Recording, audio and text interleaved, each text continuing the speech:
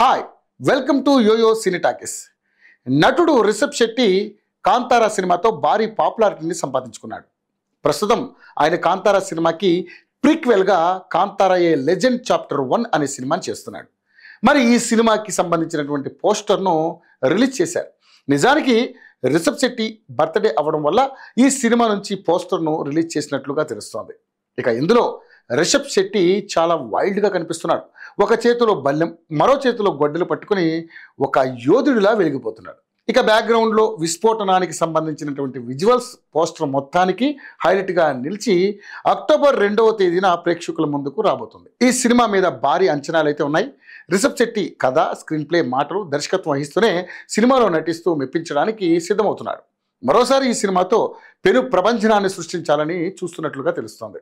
ఇక ఈ సినిమా 7వ శతాబ్దం నాటి కదంబ రాజవంశస్థులకు చెందిన కథతో తెరకెక్కబోతుందట.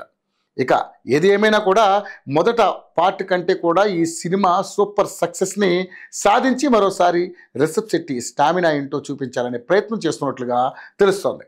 ఈ సినిమాతో తను మరోసారి స్టార్ డైరెక్టర్గా ఎలివేట్ చేసుకున్నట్లయితే ఇండస్ట్రీలో తనకి ఇక తిరుగు ఉండదని చెప్పాలి. ప్రస్తుతం ఆయన ఇతర దర్శకుల సినిమాల్లో కూడా నటిస్తూ బిజీగా ఉన్నాడు. అయినప్పటికీ ఈ సినిమా మీదనే తను ఎక్కువగా ఫోకస్ చేసి ముందుకు సాగుతున్నట్లుగా తెలుస్తోంది.